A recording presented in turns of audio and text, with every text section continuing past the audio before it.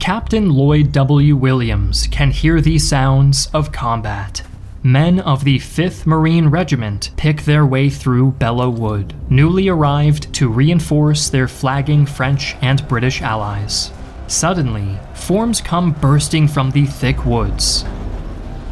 The Marines raise their rifles, but instead of Stahlhelmed Germans, they find their lines swamped by battered French infantry. As their comrades retreat through the American line, a French colonel approaches Captain Williams, but his English is broken and unintelligible.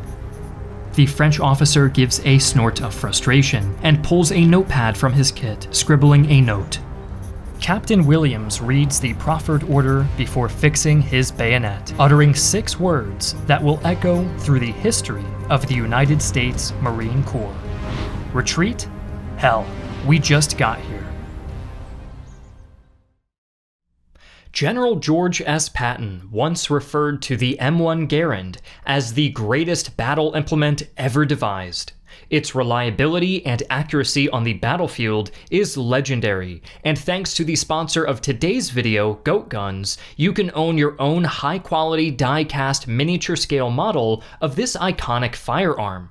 Ranging from 4 to 15 inches in length, Goat Guns models are designed to be as accurate as possible to their functional counterparts, up to and including authentic wooden finishes and leather shoulder straps. This makes designs like the Garand as well as other models stand out all the more, while little details like the detachable magazines and moving parts and dummy rounds add a sense of realism that no plastic model could hope to match.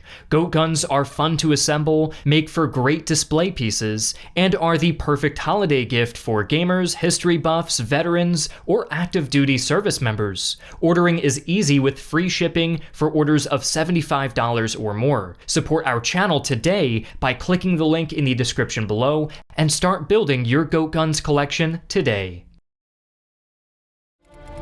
Safe behind its twin moats of the Atlantic and Pacific, the United States watched the development of the First World War with concern. When hostilities broke out in July of 1914, American ambassador to France, Myron T. Herrick, advocated taking an active role in mediation. Expression from our nation would have great weight in this crisis. A strong plea for delay and moderation from the President of the United States would meet with the respect and approval of Europe. President Wilson called for neutrality on an existential level, exhorting all Americans to observe neutrality in thought and in deed. To this end, the government prohibited American banks from loaning money to any belligerent nation, an act that the then Secretary of State and noted gold hater William Jennings Bryan hoped would both cement American neutrality and bring the war to a speedy conclusion. One cannot fight with an empty war chest, after all. This fiscal neutrality was not long-lived, as President Wilson reversed the decision in 1915 in response to the British Empire indicating their stockpiles of cash were about to run out, and thus they could not afford to continue buying American goods. Though protesting its neutrality at each turn, the United States was all too keen to do business with the Entente. With the metaphorical floodgates opened, American creditors sent a veritable tsunami of greenbacks to the British Empire, who turned right around and spent that money in the United States. But the British were not the only foreign shoppers in American markets, as the German Empire too sought to buy critical supplies from Uncle Sam. With the Western Front grinding to a stalemate, Germany hired ships from neutral countries to ferry food and other necessities purchased in the United States to the continent. But British naval supremacy and their blockade of Germany prevented much of it from getting through. The United States formally protested the British blockade in March of 1915, but the issue was quietly resolved in a meeting that saw the United States accept a British prohibition on selling food to Germany. When the blockade began impacting American cotton exports and threatening a vital pillar of the economy, Britain agreed to increase their cotton purchases to cover the shortfall. The upshot of all of this economic backroom dealing was an ostensibly neutral United States bowing to any small pressure from the British Empire to stop selling to Germany. Between 1914 to 1916, American trade with the German Empire plummeted by an economy-shattering 99%. Germany, backed to an economic wall, ordered a submarine blockade of Great Britain in retaliation. The United States protested, declaring this to be a violation of international law. This double standard, accepting a British blockade of Germany but not a German blockade of Britain, was acknowledged and waved away by President Wilson, who claimed that the British Navy did not threaten American lives in the same way that Germany's powerful fleet of submarines did. Wilson was unaware that Germany had only 9 submarines with which to enforce its blockade, hardly the mammoth threat to American life that he seemed to imagine. But the threat was still there, as the sinking of the Lusitania on March 7, 1915, would throw into sharp relief. The sinking of the RMS Lusitania, which killed 128 American citizens, was only one in a series of incidents that drove the American people further and further into the Entente camp. The American public, already displeased at reports of German atrocities in Belgium, condemned the apparent sinking of a civilian vessel, and a diplomatic back and forth between Washington and Berlin ensued. Calls to enter the war rang in the halls of the capital, stopped only by German promises to scale back their submarine operations. America was pacified for now, but German Americans began to face prejudice at home. Prejudice that would only intensify as the war progressed. Doubts of German Americans' loyalty would be continuously raised, with President Wilson declaring that any man who carries a hyphen with him carries a dagger that he is ready to plunge into the vitals of this republic when he gets ready. A nakedly hostile remark towards the largest non-English speaking group in the United States at the time. Government-stoked and homegrown paranoia escalated into violence, with German Americans shot, forced from their homes, or lynched, such as the case of Robert Paul Prager, a naturalized citizen who was lynched as a spy in April of 1918. This hatred was further stoked by an incredible act of sabotage. As previously mentioned, the Entente funneled much money to Yankee businesses, including munitions plants. Germany, unable to buy American weaponry thanks to the British blockade, began sending spies to find where the Entente was procuring and transporting weapons and munition, and to halt the flow of materiel if possible. One such point of departure was Black Tom Island in New York Harbor, and on July 30th, 1916, German agents decided to have a little fireworks show. Igniting over $20 million worth of stockpile munitions, the Germans created one of the largest non-nuclear explosions in human history. A shockwave equivalent to a magnitude 5 earthquake was felt as far away as Philadelphia. The Statue of Liberty was damaged, and Black Tom Island was devastated, 110 by 50 meter crater left behind by the blast. Momentum was steadily building for the United States to enter the war. And in a display of military acumen that would make von Bismarck proud, German planners determined that the best way to keep the United States from entering wars was to actively target their merchant shipping and threaten American lives. Their rationale was simple: bringing back unrestricted submarine warfare and sinking every ship headed to Britain, American or not, would starve the Entente into submission and end the war before the United States could even be moved to intervene. American ships were sunk, but President Wilson, just barely re-elected, continued to demur, instead proclaiming armed neutrality by ordering American ships to be armed and authorized to fire on any aggressor. As their ships were raided and more were lost, the American public began clamoring for more than just armed neutrality. President Wilson continued to resist, but his efforts were ended by the infamous Zimmermann telegram, an order by the German foreign minister to his men in Mexico to court America's southern neighbor with promises of recovering territory in Texas, Arizona, and New Mexico if they would invade the United States for the Central Powers.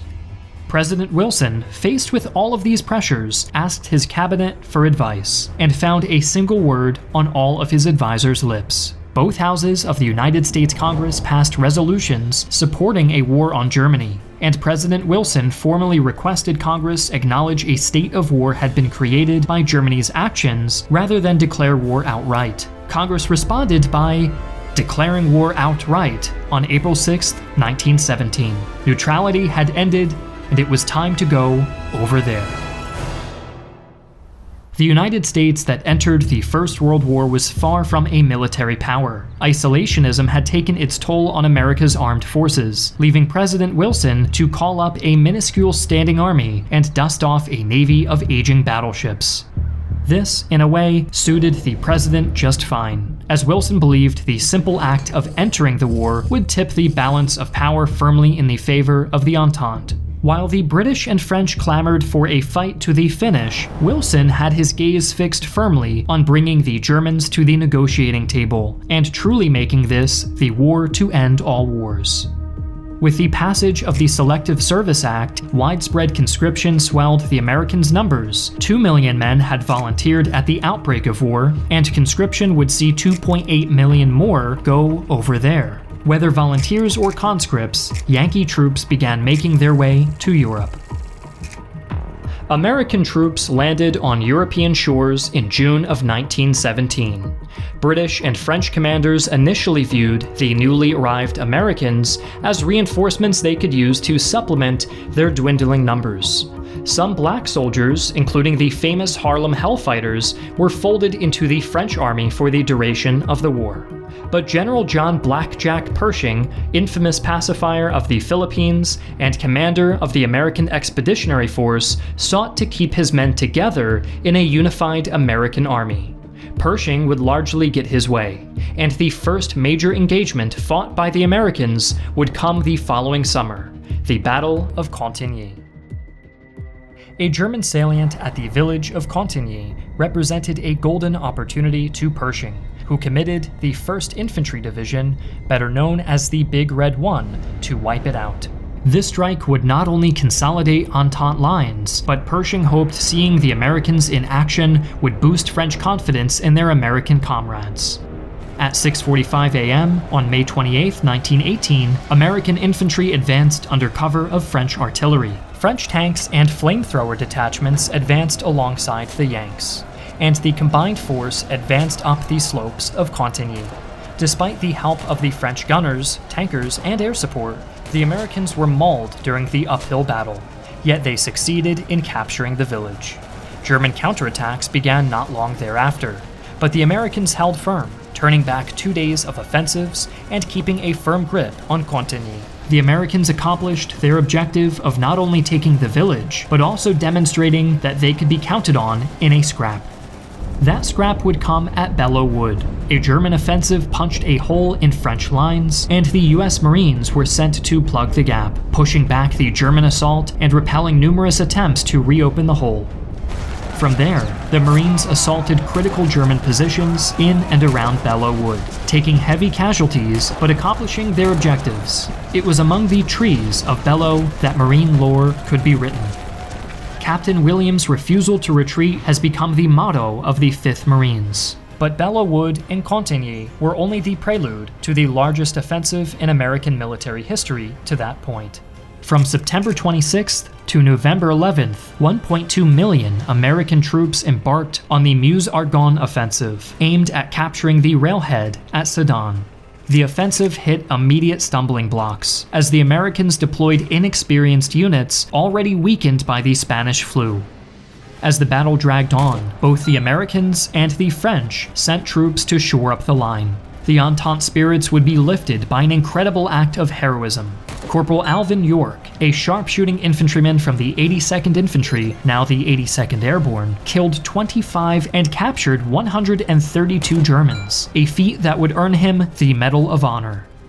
In a bid to break the stalemate, the Big Red One assaulted the German stronghold at Côte du Châtillon, an imposing position that American Lieutenant General Robert Bullard described thus: "Not a line, a net, 4 kilometers deep.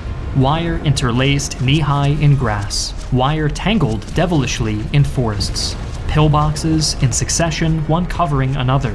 No foxhole cover for gunners here, but concrete masonry.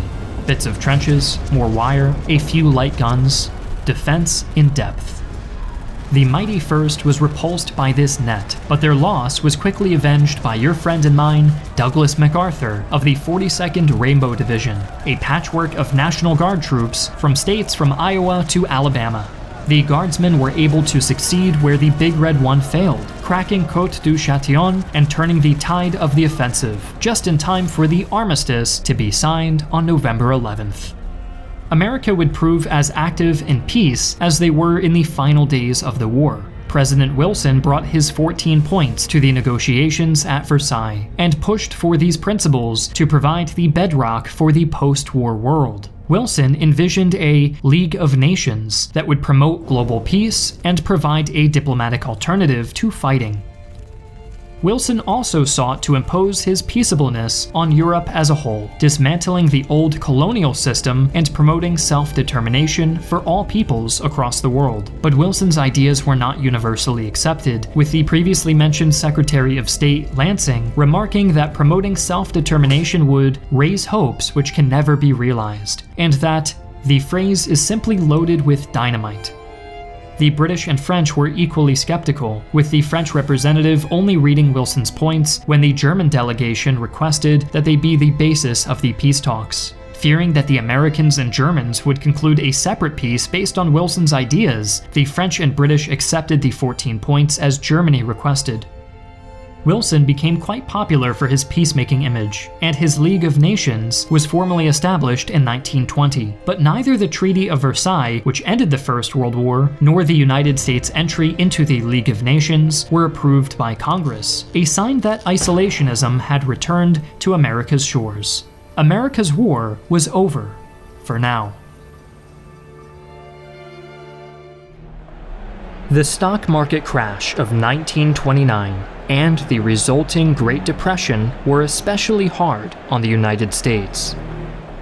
In a desperate attempt to revitalize the economy, President Herbert Hoover signed the 1930 Smoot-Hawley Tariff Act, which raised customs duties to such an extent that imported goods became unaffordable to all but the wealthiest Americans.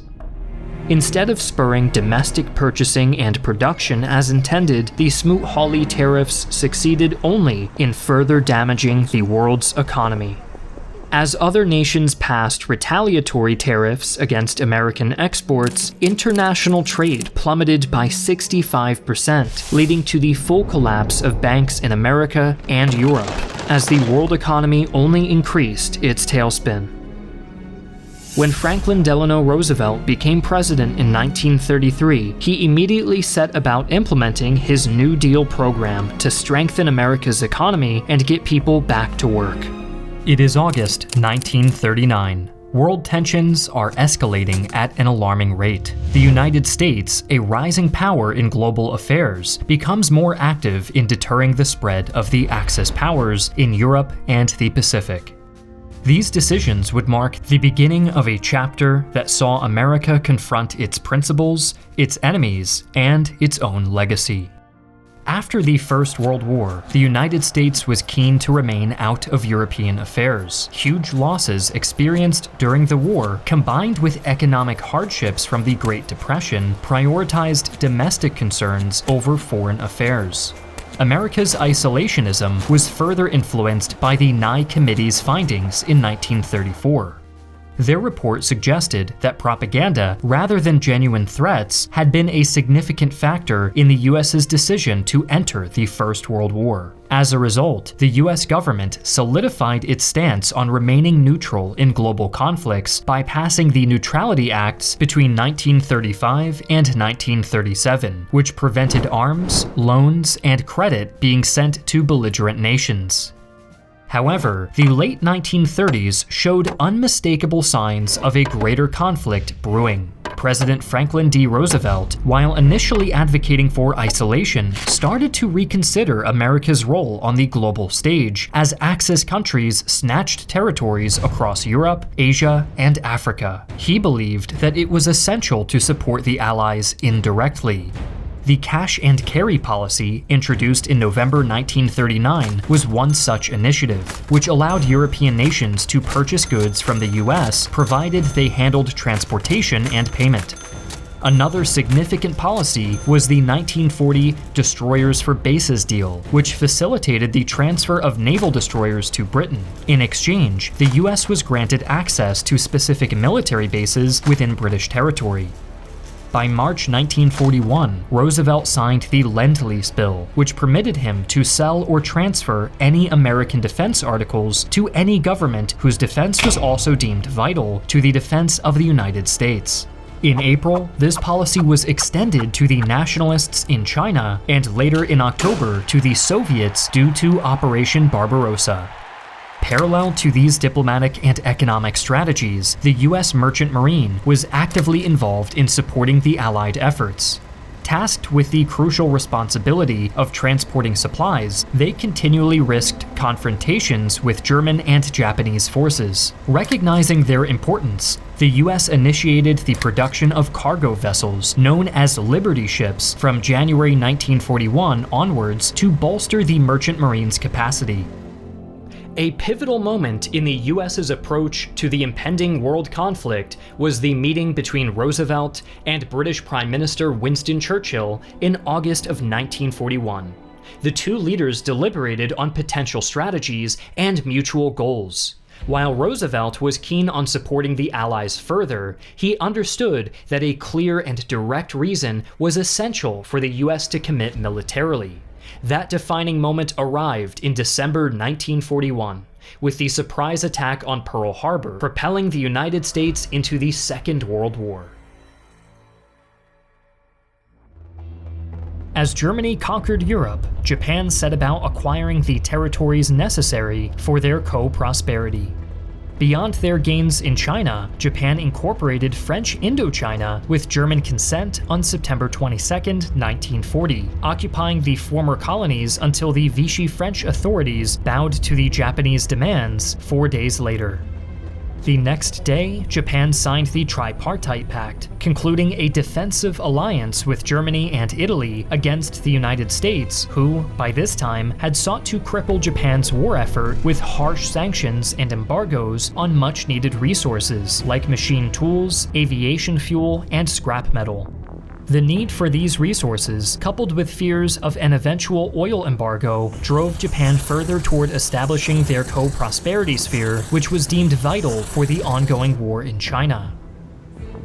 At home, the Japanese public were galvanized into support of the empire through intense repression and propaganda.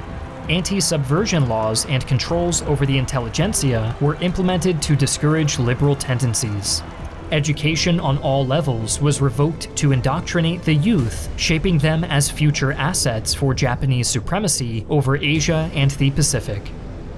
Imperial propagandists incorporated Shinto religious traditions in this effort, forming a state-sanctioned cult which served the empire's interest first and foremost. Above all this, Hirohito reigned as the divine figurehead, Emperor Showa. It was under his name that Japanese fighters dedicated their famous Banzai battle cry, charging recklessly into the enemy with bayonets, swords, or in the cockpit of a diving aircraft.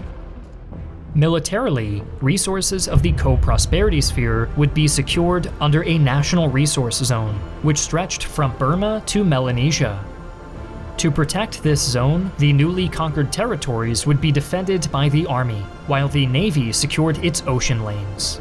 This daunting task of naval superiority in the Pacific was made attainable thanks to Japan withdrawing from the Washington Naval Limitation Treaty in 1937, giving the Navy ample time to construct some of the largest battleships ever built, like the Yamato and the Musashi. At the same time, senior staff held doubts about these super battleships, urging those in government to shift focus toward air power and submarines needed for the national defense zone. Of those senior staff, the most notable was its commander-in-chief, Admiral Isoroku Yamamoto, who was a longtime believer in naval aviation, something which played a key role in his plans for Operation Z, the attack on Pearl Harbor. Operation Z envisioned a preemptive strike on the US Pacific Fleet and her aircraft carriers, taking advantage of a delayed American response to quickly invade and occupy all of the planned southern resource zones. On December 7, 1941, combined elements of Japan's First Air Fleet attacked without a declaration of war. 350 aircraft attacked Pearl Harbor and military bases on Oahu, with the US Navy losing 4 battleships, 188 aircraft, and 2,400 sailors over the next 4 hours. The Japanese Navy only lost 29 aircraft and 55 pilots. Soon after, Japan invaded the Philippines, Singapore, and the rest of Southeast Asia with little resistance from the Allied nations. The surprise nature of these invasions succeeded thanks to the competence of Japanese commanders, with examples like the Malay operation under General Tomoyuki Yamashita seeing the entire peninsula captured by the 25th Army in a blitzkrieg assault that lasted only 70 days. On the home front, a mixture of excitement and anxiety lingered among the public. No lantern parades rang out like after the capture of Nanking. Instead, the Japanese expressed resolve in the face of a waking giant. By the end of 1941, the US military faced challenges in terms of training and equipment. With less than 1,000 modern fighter planes combat ready, there was a pressing need for swift action. Roosevelt responded by setting ambitious production targets, a planned creation of 60,000 planes, 45,000 tanks, 20,000 anti-aircraft guns, and 500,000 machine guns over the course of 1942. The War Production Board was initiated, overseeing the monumental task of converting civilian industries into wartime production units. Companies like Ford transitioned from cars to aircraft, while Lionel switched from toy trains to nautical equipment. Roosevelt's strategy was clear: outproduce the enemies at every juncture to deny their progress. As men left for the front lines, women stepped into roles in factories, fueling the war effort. In the early months of 1942, the Pacific Theater witnessed intense combat between US and Japanese forces. The Doolittle Raid boosted American morale, while the Battle of the Coral Sea halted the Japanese advance toward Australia. In the Philippines, American and Philippine troops made a last stand at Bataan before succumbing. This defeat led to the harrowing Bataan Death March, where thousands of captured soldiers endured brutal conditions and treatments by their Japanese captors. As these confrontations unfolded, June brought about a pivotal change. US intelligence anticipated a major Japanese offensive against Midway Island. Prepared for the onslaught, American forces confronted a superior Japanese fleet. Despite the odds, US aircraft managed to break through hostile fire, achieving a pivotal success. Dive bombers sank the Japanese carriers Soryu, Kaka, and Akagi within a matter of minutes. The Hiryu was later sunk the next day. In late 1942, Allied landings in Guadalcanal left the Japanese isolated into pockets of resistance, allowing the Allies to bypass them for bigger targets. Over 1943, the Japanese defense of the occupied Gilbert and Marshall Islands was marked by fierce fighting on both land and sea, with the Japanese suffering heavy losses due to the superior firepower of the Allied forces. The Midway victory signified a major shift, propelling the US into its strategic island-hopping campaign, methodically advancing toward the Japanese mainland.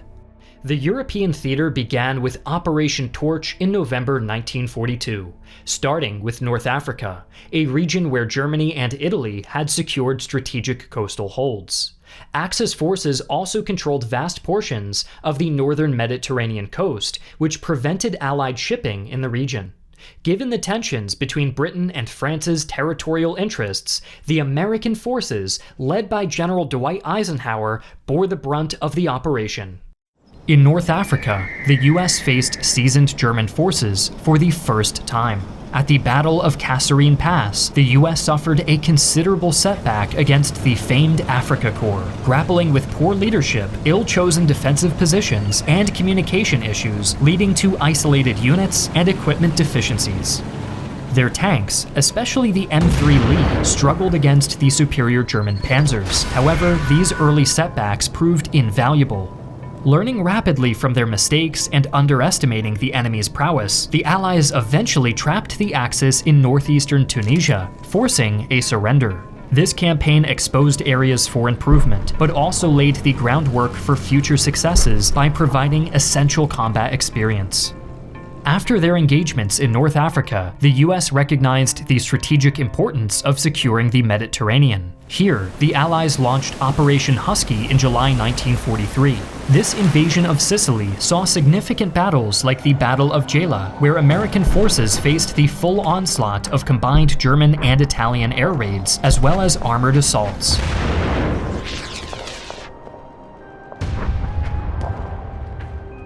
With the successful capture of Sicily, the path to the Italian mainland was open. September 1943 began with the landings at Salerno, followed by the amphibious assault at Anzio. Both operations met fierce German resistance, yet the Allies pressed on, encountering bloody battles like Monte Cassino, which witnessed a series of 4 hard-fought assaults before the fortified monastery was finally taken. The push northward continued, with the Gothic Line being another formidable German defensive position the Allies had to breach. By the end of 1943, Italy officially surrendered, but the battle against the German forces in the region raged on until May 1945. The drawn-out Italian campaign tied down significant German resources. These 26 divisions, who engaged in fierce battles against the Allies in Italy, were absent from the Western Front, potentially altering the dynamics of the battles in Normandy. 1944 heralded a pivotal phase. Even as battles raged in Italy, the Allies were already plotting their next significant move, the invasion of France. The D-Day invasion, officially termed Operation Overlord, was the centerpiece of this strategy. Amidst pressure to launch a second front in France, planning for this colossal operation did so under Supreme Commander Dwight D. Eisenhower's supervision. The strategy was audacious. Choosing Normandy as the invasion point was unexpected, given its challenging terrain and lack of ports. Eisenhower banked on this very unpredictability to catch the Germans off guard. The scale of Operation Overlord was staggering. Its enormity is best described in the American Heritage New History of World War II. The scope of Overlord defies imagination. One comparison is that Overlord was the equivalent of moving the Wisconsin cities of Green Bay, Racine, and Kenosha, every man, woman, and child, with every vehicle across Lake Michigan in one night. The invasion of Normandy, codenamed Operation Overlord, commenced in the late hours of June 5, 1944, as an armada of C-47 transport planes carrying the American 101st and 82nd Airborne Divisions made its way toward the Cotentin Peninsula. The elite paratroopers were entrusted with the crucial task of paving the way for the seaborne forces landing at Utah Beach just after dawn. The 101st would secure the causeways between the towns of Saint-Martin-du-Verreville and Poupeville, while the 82nd would capture the crossroads at the town of Saint-Mère-Église and secure the vital bridges across the Méridet River at Chef-du-Pont and La Fière-Menor. However, things go awry almost immediately as thick inland cloud cover and intense ground fire complicated things for the pilots. In the resulting chaos, most paratroopers miss their drop zones entirely as they are scattered all across the peninsula. Those who land safely nonetheless manage to quickly form makeshift units as they make their way to the nearest objective. In most cases, the confused German defenders are quickly overwhelmed. Saint-Mère-Église becomes the first French town to be liberated at around 4:30 a.m. as men of the 82nd dig in for the expected counterattack at the La Fière-Menor and Chef-du-Pont bridges to the west. The bulk of the 101st due east, in the meantime, are in the process of clearing the 5 causeways to the landing beach, where the invasion force anchored just offshore is about to make its approach. The fleet's target was a 5-kilometer stretch of flat sandy beach just east of the airborne drop zones, codenamed Utah Beach. On board of the invasion fleet were the men of the 4th Infantry Division. Their objective was to establish a beachhead approximately 5 kilometers wide and 8 kilometers deep, with the ultimate goal to isolate the Cotentin Peninsula and capture the deep water port of Cherbourg. The first step in achieving this objective would be to break through the defensive position of the German 709th Static Infantry Division before advancing inland on the 5 main road exits.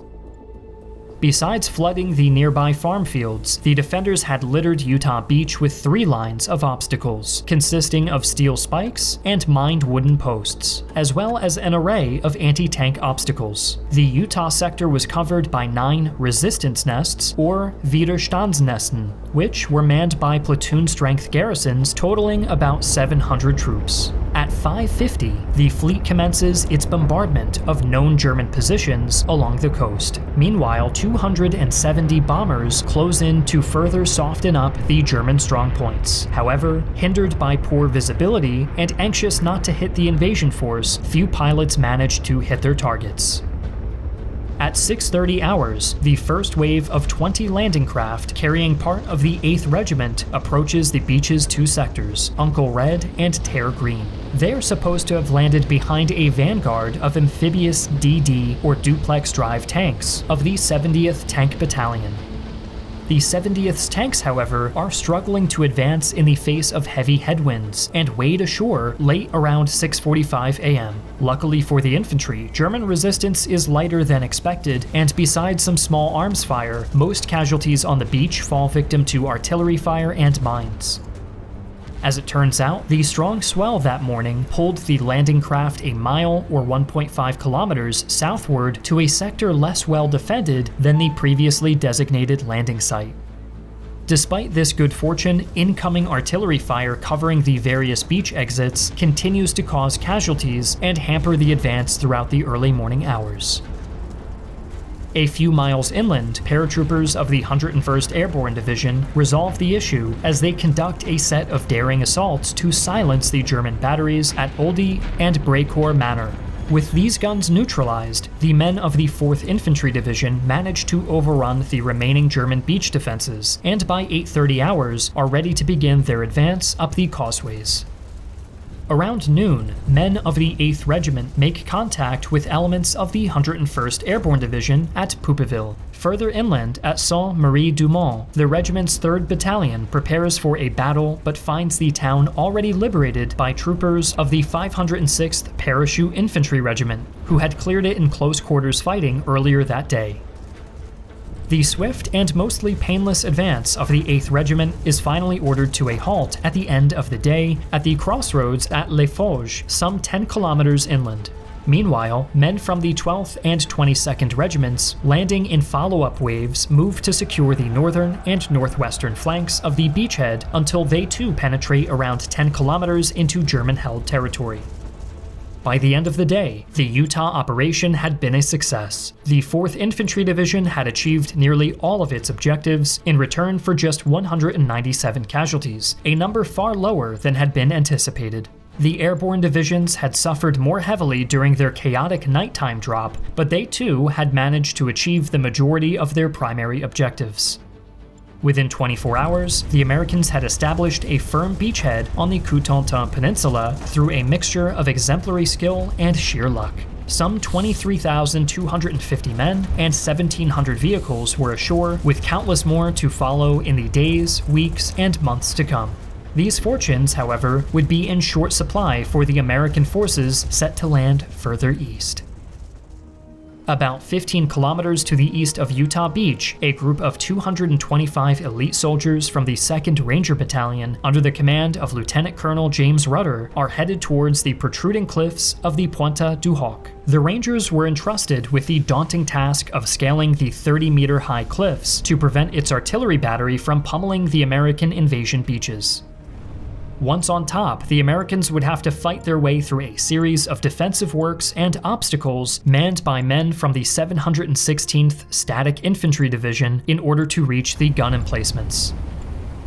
Things don't start out well for Rudder's men on D-Day. His troops are scheduled to land at 6:30, but due to a navigational mishap, they don't reach the beach until 10 past 7. The alerted Germans greet the Rangers with small arms fire, grenades, and even rocks as the latter begin making their way up the cliff. By 7:30 hours, the first exhausted Rangers have made their way to the top to find a moon-like landscape of deep craters created by preliminary bombardment. In a wild and frenzied scene, Rudder's men storm the emplacements only to find that the guns are not there. Fears that their sacrifice had been for nothing are soon alleviated when a patrol finds that the guns are intact in a field just behind the Pointe. With their main objective completed, the remaining Rangers dig in for the inevitable German counterattack and wait to be relieved by the invasion force landing at the neighboring Omaha Beach. The western end of Omaha Beach lay just about 6 kilometers to the east of Pointe du Hoc and stretched all the way from the area around Viryville-sur-Mer to the cliffs near Colleyville-sur-Mer, some 8 kilometers to the east. The most prominent characteristic of this wide and mostly sandy beach was a series of bluffs which offered a commanding view over the coastline. 5 natural draws between the bluffs offered the only exits off the beach for vehicles and heavy ordnance. The Germans were well aware of the potential for a landing in the Omaha sector, and had constructed an intricate web of obstacles and resistance nests to cover the approaches to the draws.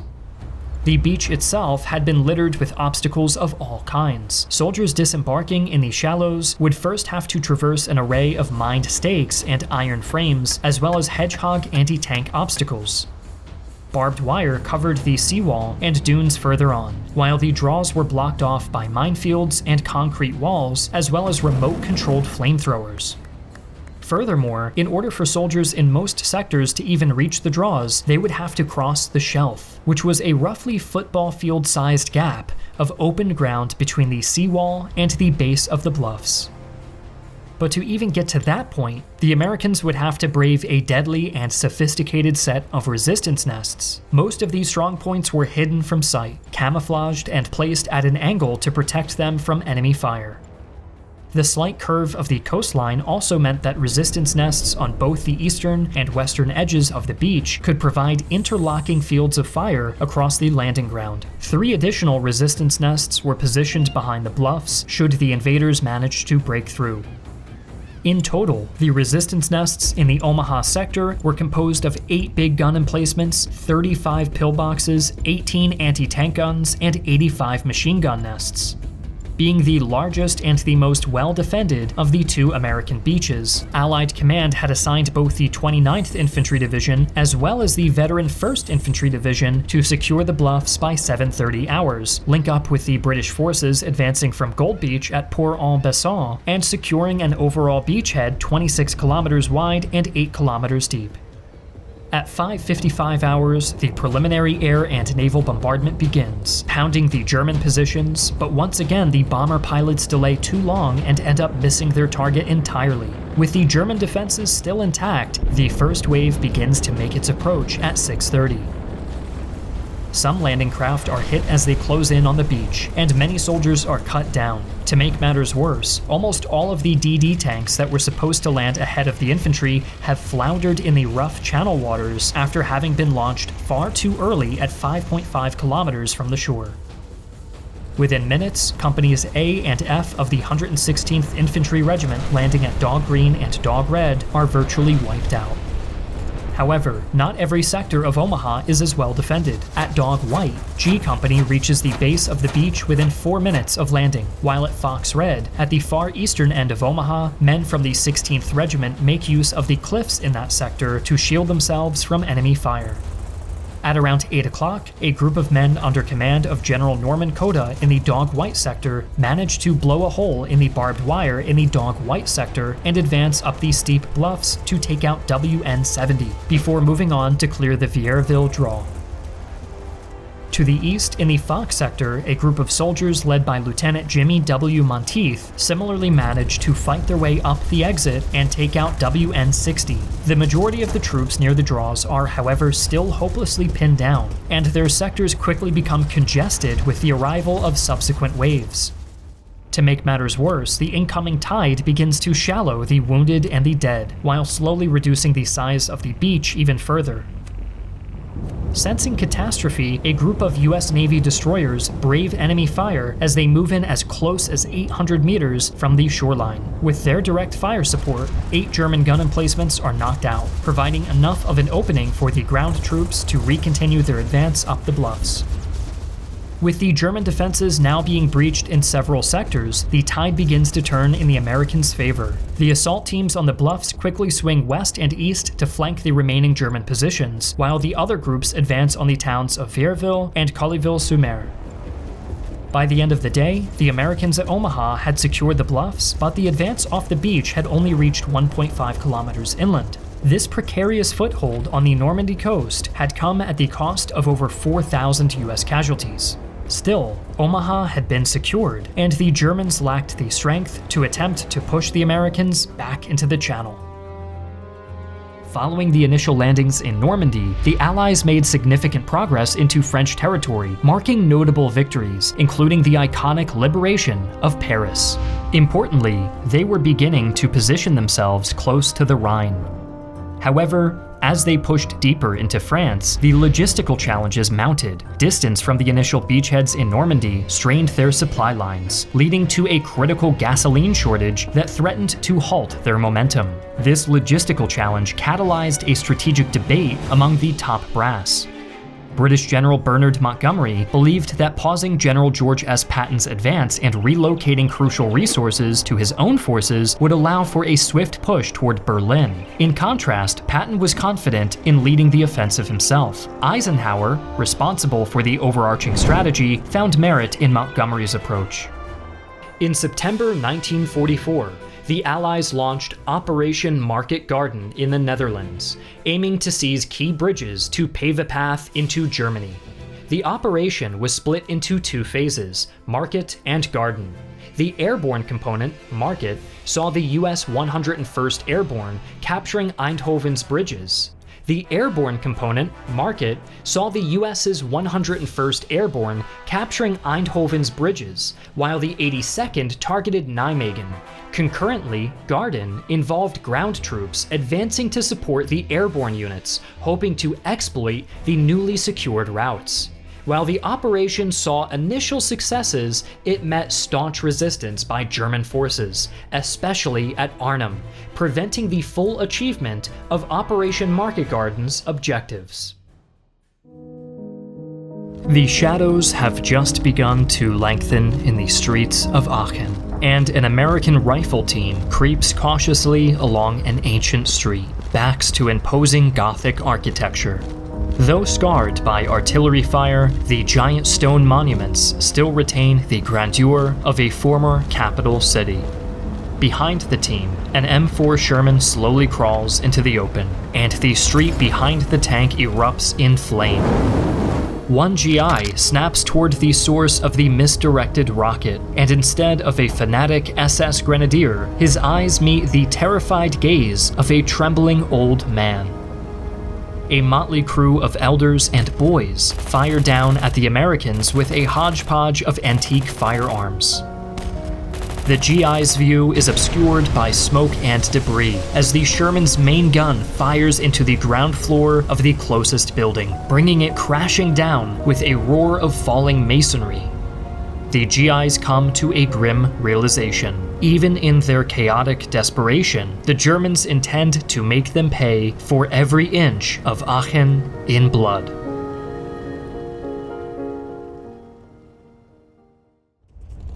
Unfortunately for Adolf Hitler, the Nazi governors of Aachen had taken one look at the onrushing Allied armies and promptly abandoned the civilian population to its fate. Infuriated by this display of cowardice, Hitler had the officials arrested by the SS and shipped off to the Eastern Front.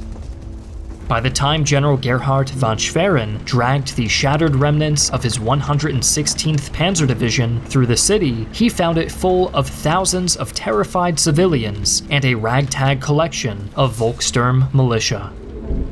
Knowing a lost cause when he saw one, von Schwerin paused just long enough to leave a letter at the post office, designating Aachen as an open city for the incoming Allied forces. The deeply unlucky general then ran headfirst into orders coming the other direction, telling him to turn his division around and return to the city for a last stand. Naturally, he had been gone just long enough for a sharp-eyed Schutzstaffel to have found the letter, and he was promptly relieved of command. Defense of the sector now fell on the shoulders of Lieutenant General Friedrich J. Kochling's 81st Corps, consisting mainly of 2 Volksgrenadier and 2 infantry divisions. While the Germans scrambled to put together a viable strategy, the 3 Army Corps of the American First Army under General Courtney H. Hodges crept closer and closer. Despite the apparently tenuous nature of the German defenses, nobody was under any illusions about the meat grinder that lay ahead. Sergeant Harley Reynolds of the Bloody 1st Division described the mood thusly. I can remember the talk and comments about the city of Aachen, that no way would the Germans give up this city without a fight to the last German standing. We talked about this among the ranks. I felt there was a good chance that they would possibly drive us back with a big counterattack. We were a finger sticking out in front of the US line, a very dangerous position. Surprisingly enough, the initial skirmishes that took place as the First Army moved to breach the west wall around Aachen in early September proceeded with minimal casualties. While 3 infantry regiments pushed through the forest to the west side of the city, 2 armored regiments began a flanking attack towards the town of Stolberg.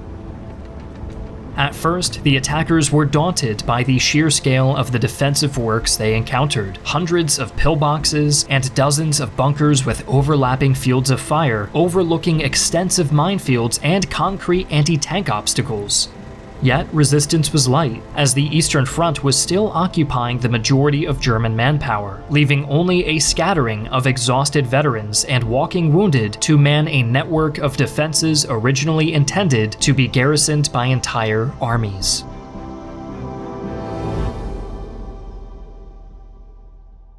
Unfortunately, General Courtney's swift progress was ground to an abrupt halt by factors beyond his control, granting the Germans the critical break they needed to get their act together. The Allied supply situation had been shaky at best since the Normandy landings, and it would not improve for the boys near Aachen. As September rolled in, the planners of Operation Market Garden, which occurred at about the same time, seemingly did their best to waste as much fuel, ammunition, and manpower as possible in their abortive attempt to breach German lines in the Netherlands. Having been bumped far down the priority list, the men of the First Army trudged onwards, trying to make best use of the good weather whilst their supplies dwindled. On the 22nd of September, the same day Operation Market Garden ended, the 16th Infantry Regiment was on the verge of capturing the town of Eilendorf just south of Aachen when they abruptly came under massive artillery fire. As the smoke cleared, the German 12th Infantry Division arrived to politely inform the Allies that the good times were over and the real fight had just begun. Though few in number, the professional soldiers of the 12th had been supplemented by a swarm of Volkssturm militia, and traumatized Americans later recalled the sight of women and children fighting with pistols, knives, and even Panzerfaust anti-tank weapons. One commander reported that the Germans had simply gone mad and are bent on destroying themselves. The Americans were able to hold their positions during the savage engagement, but were prevented from advancing just long enough for heavy cloud cover to descend over the region, eliminating the possibility of close air support. Now experiencing major shortages of fuel, heavy munitions, and spare parts for armored vehicles, the frustrated men of the First Army were forced to halt all offensive operations until the first week of October. During this critical period, Lieutenant General Kochling's 81st Corps was heavily reinforced. The exact number of German soldiers committed to the battle is impossible to determine, but by the 2nd of October, around 24,000 raw recruits, traumatized veterans, SS fanatics, and terrified Volkssturm stood ready to give their lives to defend the capital of the actual Thousand-Year Reich. Together, they huddled in their bunkers and pillboxes as the Allies saturated the region with artillery fire and bombing raids between September 27th and October 2nd, after which the ground offensive resumed. Having now partially enveloped Aachen, the First Army sought to break through German lines in the north to encircle the old capital completely. Sadly for the Americans, the West Wall absorbed the bombardment with barely a scratch, forcing the infantry to begin the incredible laborious process of dislodging the defenders one fortification at a time. In the town of Übach-Palenberg, GIs engaged in brutal urban warfare with the German defenders, which often devolved into both sides flinging grenades at each other until entire neighborhoods were reduced to rubble. With most of the bridges in the region having been destroyed, American armored forces were constantly delayed by river crossings and were unable to provide support for the infantry. By the end of just the first day of fighting, the leading American 117th Infantry Battalion had lost 146 men. Another battalion had 58 wounded and 12 dead. Over 50 pillboxes had been destroyed or captured, but hundreds still lay between the First Army and victory in the sector. Over the next few days, the vicious urban warfare intensified, and GIs quickly learned to approach enemy pillboxes only if flamethrowers or demolition charges were available. Defenders were roasted in their concrete shells or blasted into ruin by tanks and self-propelled guns, but rarely chose to surrender. All the while, German reinforcements raced into the sector, including the elite 1st SS Panzer Division. By the 7th of October, the Allies had successfully secured the area around Übach-Palenberg and pushed southwards as far as Alsdorf, but had yet to enter Aachen itself, which was now home to about 5,000 enemy troops. Instead, fighting was concentrated around the suburbs, with the 26th Infantry Division, led by Lieutenant Colonel Darrell M. Daniel, slowly clawing a foothold out of the Rothe-Erde district. Once this area was secured, plans were made for the regiment to push north into the heart of the city.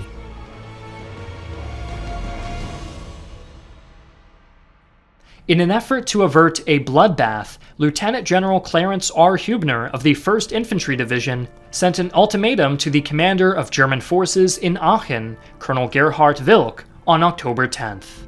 In his letter, Hubner demanded the city surrender or be bombed to oblivion. But Aachen was now fully in the grip of the SS, who were quite ready to execute any soldier who showed even a hint of cowardice. Beyond this fear of capital punishment, the soldiers defending the Aachen section of the West Wall knew that they were now fighting to protect the very heartland of Germany.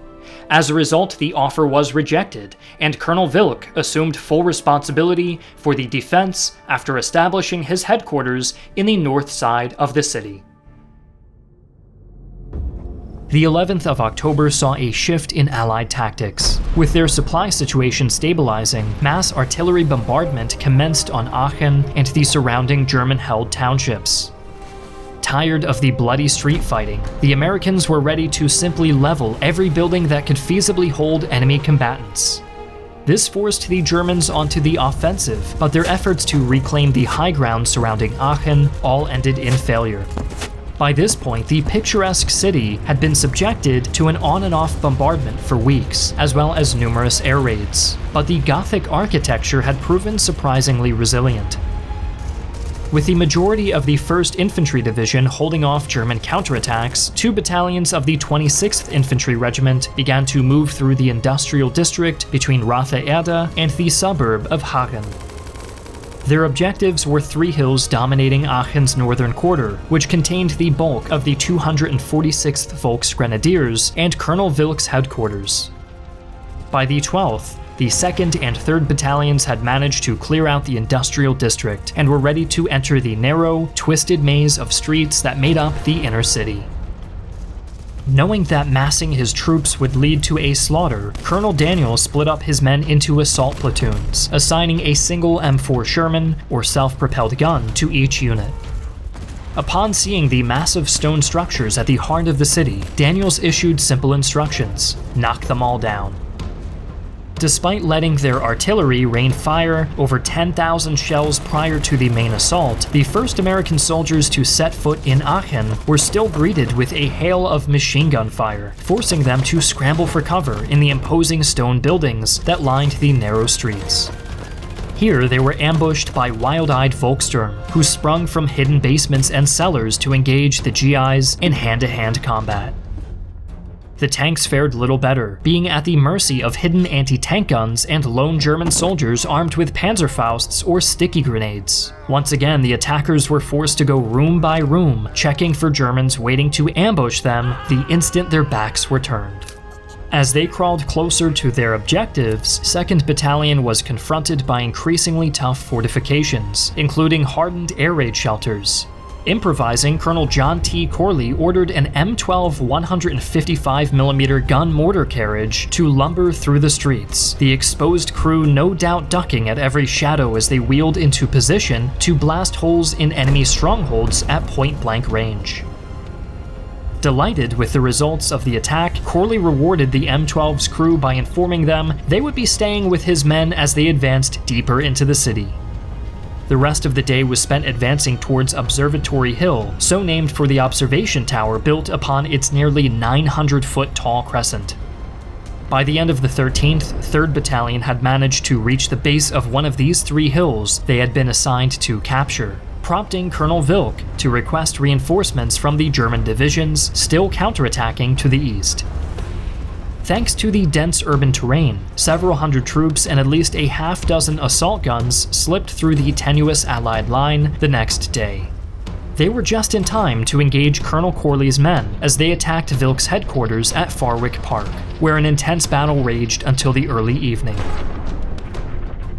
But as Corley prepared to renew his advance, he was countermanded by Colonel Hübner. The forces outside Aachen had launched another attack, tying up all available reserves. For over 24 hours, General Koechling's 81st Corps battered the beleaguered 1st Division until both sides were utterly exhausted. But aided by artillery and air support, the Americans were able to dig in and weather the assault, then strike back at the collapsing German line with a decisive blow. Finally, the jaws of the Allied pincer movement were able to slam shut, completely encircling Aachen and leaving Colonel Wilk isolated from further reinforcements. Their eastern flank now secure, the 1st Army was able to take its time mopping up the remaining Germans in Aachen. On the 18th, 2nd Battalion resumed its attack on Farwick Park, driving the defenders into the basement with an artillery barrage before sending assault squads in to secure the Quellenhof Hotel. Though Colonel Wilk had already left the hotel, the defenders put up a tremendous fight, hurling grenades from every entrance and forcing GIs back. In the end, Colonel Corley had to threaten to demolish the entire structure before the Germans finally agreed to surrender. The loss of Farwick Park was a death blow to the German resistance in Aachen, and not even a written order from Colonel Wilk encouraging his troops to fight to the last man inspired much determination. With huge swaths of the city now under American control, the survivors of the 246th Volksgrenadiers were hemmed in on their remaining hilltops, with Observatory Hill falling to the 2nd Battalion on the 19th. By now, Aachen was little more than a mound of rubble, as the Americans systematically demolished any building that could even potentially harbor enemy combatants. With essentially no ground left to go, Colonel Wilk was finally cornered in an air raid shelter on the 20th. As Corley wheeled his favorite 155mm gun into position outside the fortress, Wilk realized the game was up and dispatched several American POWs to carry a message of surrender to the besiegers. This victory served as a prelude to the challenges in the Hürtgen Forest. Here, amidst snow-laden terrain and minefields, American troops faced dogged German defenses, incurring heavy casualties. December marked a German resurgence with a surprise counteroffensive in the Ardennes, aiming to exploit the thinly spread lines of the US 12th Army Group.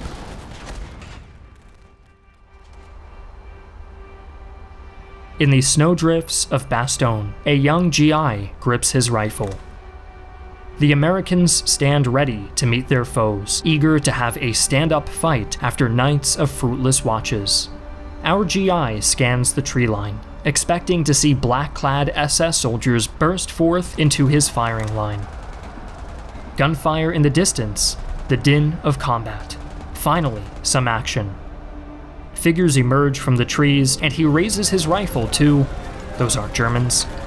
As his comrades from the 99th Division dive into cover, scrambling to get as far away from the forest as they can, our GI grabs a runner by the arm. What's going on? The haggard soldier from the 99th barely gets it out. The 99th is gone, and the SS who wiped them out are right behind them.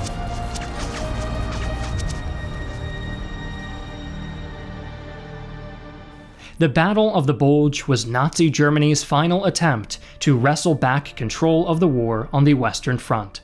At this stage of the war, Germany was hemmed in on 3 sides, and the Nazis had few options to relieve the pressure. An offensive in the east would simply be swallowed by the immense Soviet Red Army, while doubling down on the Italian front would have only a marginal impact. To Hitler, the natural option was a surprise push across the relatively lightly defended Ardennes and a drive toward the Dutch coast to force a wedge between the Commonwealth and American forces, and if he was lucky, force the Allies into a second evacuation like Dunkirk. The Wehrmacht laid out their plans in the utmost secrecy, codenaming the offensive Operation Wacht am Rhein after a Prussian patriotic anthem. Only a handful of Hitler's closest commanders knew of the plan, and each was forced to sign a pledge of secrecy on pain of death before learning its details. Regimental commanders, meanwhile, were only to be briefed the day before the attack was to take place. To avoid tipping off the Americans, troops moved across the thickly forested Eifel region during the night and sheltered in villages by day, with their vehicles concealed in barns. Maps were distributed only at the very last moment, and total radio silence was observed. Consequently, Allied air reconnaissance completely failed to notice these new troop concentrations. Though made a high priority, Wacht am Rhein was a divisive operation. Field Marshal Wilhelm Keitel was an ardent supporter, but many other commanders remained skeptical, believing the units would be better utilized in the defense of the Reich. General Siegfried Westphal was among those who did not believe the available forces could ever reach the River Meuse, but refrained from raising any objections for fear of being labeled a defeatist. Gerd von Rundstedt and Walter Model also agreed this was simply one of Hitler's map fantasies, although Model saw the offensive as a final gamble he had no choice but to carry out. The Allies certainly didn't expect an attack. The highest echelons of Allied command assumed the Germans were preparing a counterattack against an American crossing of the River Rohr.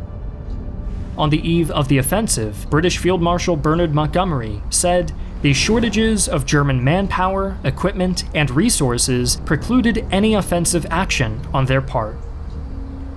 He wasn't far wrong. Field commanders knew fuel would be a major problem, particularly in the difficult terrain of the Ardennes.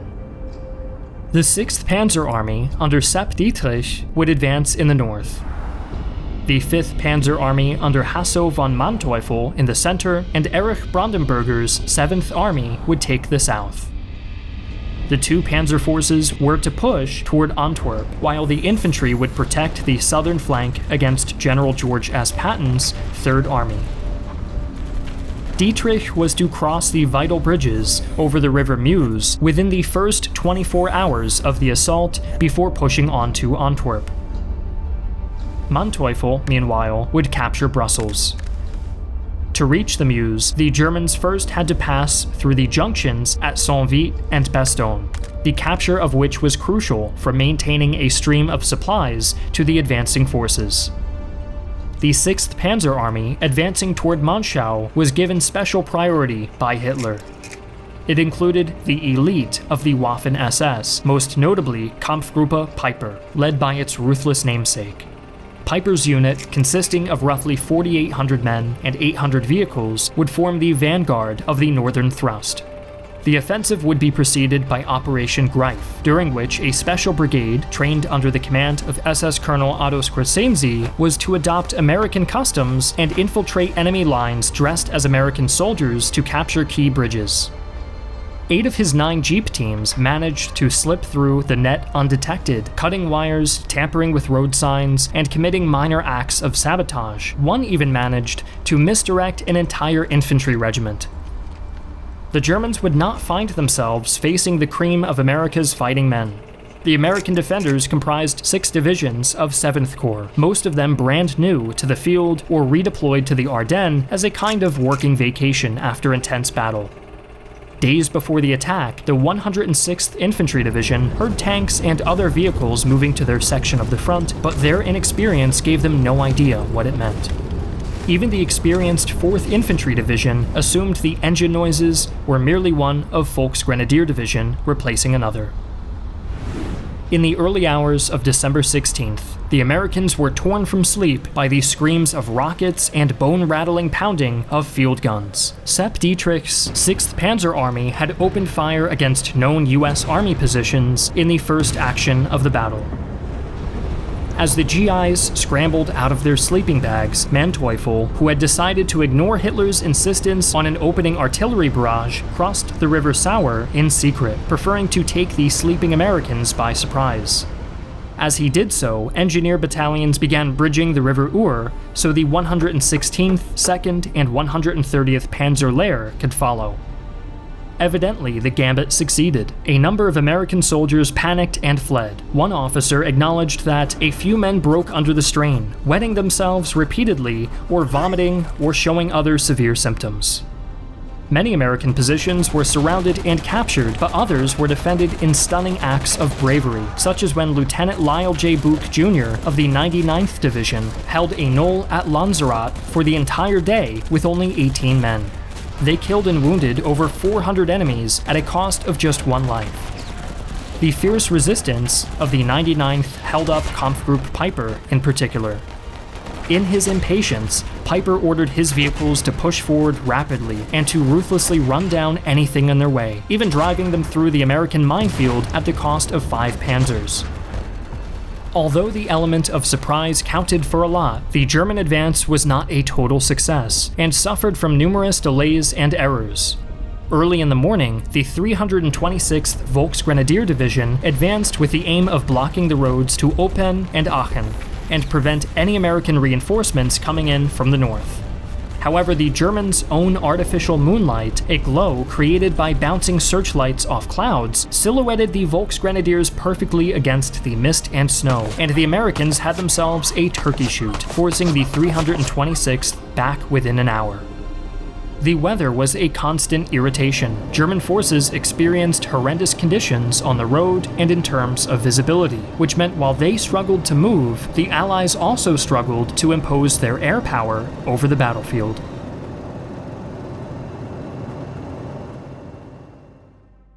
Nevertheless, on December 17th, the Germans were satisfied with their progress, and morale was high. A soldier in the 3rd Panzer Grenadier Division wrote, "I think the war in the West is again turning. The main thing is that the war will soon be decided, and I will be coming home again to my dear wife, and we can again build a new home." That day, Eisenhower ordered all reserve formations to the front. He decided that Bastogne, through which the main roads leading to the Meuse passed, was the obvious place to block the German advance. The 101st and 82nd Airborne Divisions were immediately dispatched. If the 101st could reach Bastogne before Manteuffel's spearhead, perhaps the Screaming Eagles could turn the tide. Eisenhower had ample reason to be concerned. Piper had chosen to ignore the route mapped out by Hitler due to muddy tracks, instead capturing Hunsfeld and Bühlingen, where he seized a fuel dump unopposed. At each village, his men massacred American POWs and local villagers. Piper committed his most heinous crime at Bonnier. Here, he murdered 84 POWs of the 285th Field Artillery Observation Battalion in what would become one of the most infamous episodes on the Western Front. Hereafter, rumors of the SS massacres spread fear among the American forces. In the south, Manteuffel's 5th Panzer Army moved against the 28th Division, surrounding the ancient town of Clairvaux, which was defended heroically but ultimately fruitlessly by outnumbered and outgunned men. Despite this brave defense, 1st Army HQ ended the day in somber spirits, fearing the Germans were on the verge of forming vital bridgeheads over the Meuse. The next day, the Germans continued their assault, overrunning American positions in an attack against the last battalion of the 2nd Division. Just 197 Americans survived the assault. Their final stand, combined with artillery support, helped save the rest of the division. 1st Army HQ was hastily evacuated and moved to Chaudefontaine, but defenders at Trois Ponts managed to stave off Panzer Grenadiers trying to cross the river. Searching for alternative routes, Piper found the forested slopes at La Glaise impossible to traverse, and the bridge over the river Lienne already blown up. Resistance prevented the Germans from reaching Bastogne, but US headquarters was still struck by paralysis. By the end of the day, General Bradley still had no idea 1st Army HQ had been abandoned. The Americans were fighting and dying to protect an empty house. On the 19th, Bradley and General Patton were summoned to Verdun to meet Eisenhower. The meeting led to a reorganization of the Allied defense, and thanks to intercepted German communications, they now had a clearer idea of the lay of the land. Eisenhower insisted there would be no withdrawal behind the Meuse. Instead, Alexander Patch's 7th Army would extend northward to cover for part of Patton's 3rd Army, while Patton himself would advance to Bastogne to relieve the city's beleaguered defenders.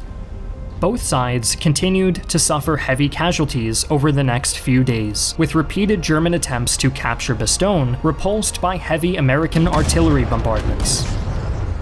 Nonetheless, by the evening of the 21st, the town was almost entirely surrounded. Despite resistance and delays, the Germans were confident. One cheerful lieutenant wrote to his wife, "You cannot imagine what glorious hours and days we are experiencing now. It looks as if the Americans cannot withstand our important push." On the 22nd, the German commander Luttwitz sent the Americans a demand to surrender. General Anthony McAuliffe, in charge of Bastogne's garrison, simply sent the words "nuts" in return. Yet the demand was a bluff. Luttwitz lacked the strength to annihilate the defenders, preferring instead to wait for reinforcements or else starve the besieged men out. The latter was a distinct possibility, as the Americans lacked resupply and had been constantly shelled. If they didn't starve, they may well have just broken. The snow had returned too, causing poor visibility, with Americans and Germans frequently crossing each other's lines in the murk. Meanwhile, another attack on Saint-Vite drove away the last of the American defenders there, although traffic jams faced by the Germans the following day would give the US Army time to regroup and pull back to form a new line. The next day marked a turning point. The weather finally cleared. The skies were suddenly filled with Allied aircraft, allowing transport planes to conduct a massive supply drop of ammunition, fuel, rations, and medical supplies all around Bastogne. Meanwhile, fighter-bomber attacks proved extremely effective at breaking up German attacks as they were assembling. However, General Patton struggled to punch through to Bastogne, and was repeatedly stymied by ruined bridges that had been blown up by American engineers earlier in the battle. On the 24th, Acting Chief of the General Staff, Heinz Guderian, visited Hitler to argue that the Ardennes offensive had clearly failed to achieve its goals and was not worth continuing, calling instead for renewed attention on the Eastern Front. Hitler, however, refused to withdraw. He would have been cheered by an apparent German triumph early that morning, when forward elements of the 2nd Panzer Division reached Celle.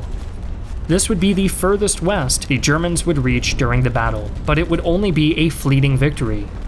Ammunition and fuel were running dangerously low, to the point that even a complete withdrawal from their positions had become impossible. Food too was short, and by the time the Allied troops had entered Celle the following afternoon, they encountered only famished and exhausted panzer troops. That night was Rundstedt's turn to inform Hitler the offensive had failed. But still, the Führer refused to order a withdrawal, angrily dismissing him. On the 26th, Patton finally relieved Bastogne. True to form, Patton arrived via a reckless charge straight through the Assinois and north into Bastogne, covered by artillery fire and airdropped napalm. It succeeded in driving a hole through German lines, allowing troops and tanks from the 4th Armored Division to rush in and relieve the town. By this point, Hitler no longer made any mention of Antwerp. Instead, Bastogne was to become his symbol of victory, and he wanted no effort spared in capturing it. Refusing to listen to the protestations of his commanders, Hitler ordered the creation of Army Group Luttwitz out of the remains of his forces to crush the town's defenders. The Germans launched attack after attack against Bastogne.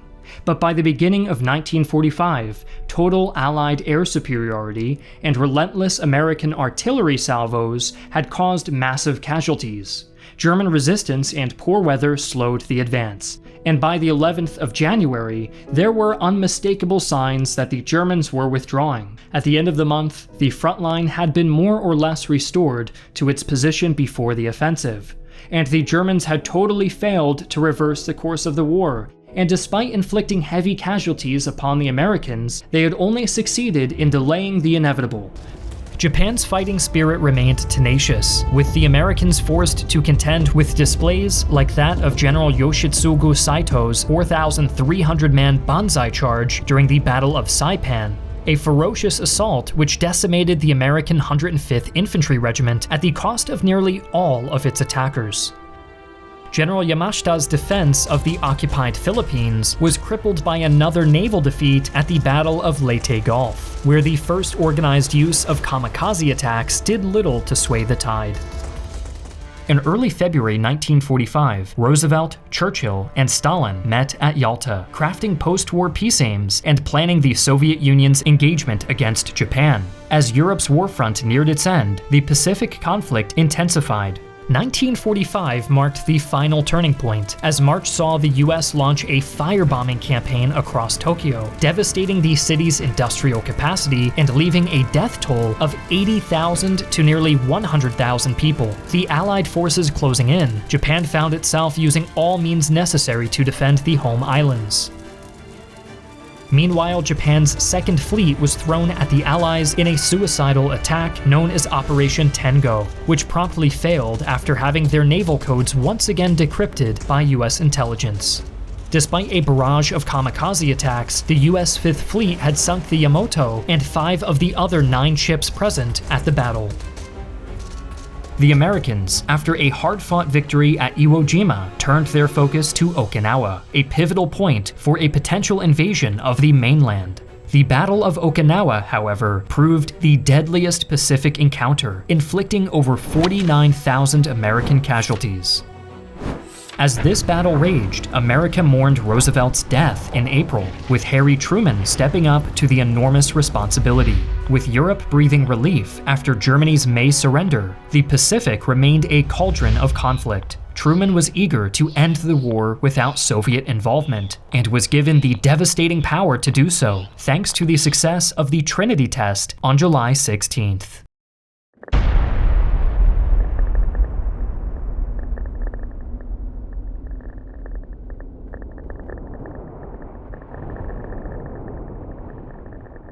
That month, the Big Three convened in Potsdam. The significant outcome was the Potsdam Declaration, an ultimatum to Japan: surrender or unconditionally face prompt and utter destruction. Japan's refusal led to the fateful decision to drop atomic bombs on Hiroshima and Nagasaki, compelling Japan to an unconditional surrender by mid-August, marking the final end of the Second World War. With the end of the war came the American occupation of Japan from August 1945 to May of 1952, a period of almost 7 years. Japan functioned as a colony during this period with no military or political independence. All decisions of the neutered Japanese government had to be approved by the United States. This was the world into which demobilized Japanese soldiers returned, if they did at all. The end of the war is usually associated with homecomings and happy reunions, but for the Japanese soldier, the end of the war meant uncertainty, as he made his way back to a homeland he no longer recognized. While the conflict was ongoing, the Japanese government made it extraordinarily difficult for captured soldiers to contact their families. And propagandists in the military pushed the narrative that surrender was as dishonorable as it was impossible. A Japanese soldier was expected to fight to the death, and if for some reason he couldn't, honor demanded he take his own life. To surrender was not only to invite the greatest shame upon yourself, but also to horribly dishonor your family and forfeit one's very identity as Japanese. To spare their families the shame being associated with them, returning Japanese POWs would often not mention their capture to family and friends, hiding what they were told was the most mortifying, unforgivable sin they had ever committed in their lives. The Western Allies had no interest whatsoever in keeping Japanese POWs on hand. Unlike their German counterparts, the Japanese were not leased out to reconstruct shattered infrastructure or press-ganged to clear minefields. The rump Japanese government called for their repatriation, and in concert with the Americans had made provisions for getting the demobilized men home. Repatriation began in December of 1945, with the sick or wounded, ethnic Taiwanese or Koreans, and all Japanese soldiers in China pushed to the front of the line. The returning soldiers were forced to exchange any foreign money they'd come into for the rapidly crashing yen, but were far more eager to exchange their prison clothes for old uniforms. While they waited for their turn to head home, they were housed in either old barracks or warehouses at their ports of entry, with basic furniture and no protection from the chill of the Japanese winter. Conditions were squalid to the point that one returning soldier noted he wished he'd stay in the Philippines. When it came time for the repatriates to complete their journey, they were given enough money for train fare and enough rations to see them through. The arrival home was not always a happy one. Families of POWs sometimes wrongly received notices of death, an intentional distortion on the government's part, so it's easy to imagine the emotional shock of seeing your dead husband, brother, or son walk through the front door. The returning soldiers limped through the streets of their hometowns, often still wearing surplus uniforms given to them by their former captors, and sometimes reduced to begging from American troops. Though many Japanese civilians privately supported their returning veterans, the loss of the war and overnight restructuring of their society was too fresh of a wound, and some soldiers were greeted with outright hostility by the same crowds that once cheered them as heroes. "They came home quietly," said Toru Takaya, a high school student at the time. "Some of the soldiers told me that when they left to join the war, everyone cheered and sent them off. But when they came back, there was nothing. People looked at them coldly." Regardless of how they were received, it was all too common for returning soldiers to suffer a psychological collapse, and many who made it back to their hometowns simply walked into their homes, closed the door, and were never seen again. During the war years, German soldiers were imprisoned in roughly 20 countries around the world, including in the continental United States. While stateside, many German prisoners were leased out to farms or factories to serve as laborers, providing additional hands to make up for the workers lost to the draft. A hotbed of this leasing activity was the southern US, where German POWs befriended American citizens and watched Hollywood films during their off hours. Overall, POWs sent to the US were treated humanely, and deaths of Germans in American custody were low at 491. The war criminals of Nazi Germany, from the highest echelons of military and civilian leadership to rank-and-file guards, were arraigned on charges of crimes against humanity and prosecuted at a series of trials, most famously at Nuremberg. Prosecutors from all Allied nations presented a preponderance of evidence, ranging from private diaries to ledgers of concentration camps to military dispatches. The prosecution's point was clear. The military was equally responsible for Hitler's horrors as the SS and civilian leadership. There was no distinction to be drawn between the independent and politically minded SS and the duly enlisted soldiers of the Wehrmacht. While separate, these two cogs in Hitler's machine of annihilation would often work in sinister concert. The Wehrmacht would take an area, and the SS would purge it of undesirables. Military officers, such as Keitel, and high ministers like Ribbentrop were hanged, while others were sentenced to prison terms ranging from life to time served. Others, such as Hermann Göring, took their own lives rather than face the hangman. There were even a few female defendants, such as the sadistic hyena of Auschwitz, Irma Grese. Grese was ultimately hanged for her brutal treatment of concentration camp inmates, unusual for a time when executing women was a stark rarity. But these people were still allowed a defense, and theirs was simple. We were just following orders. The thrust of these arguments was that any Nazi soldier, officer, official, or minister accused of crimes against humanity was simply following a directive from a higher authority.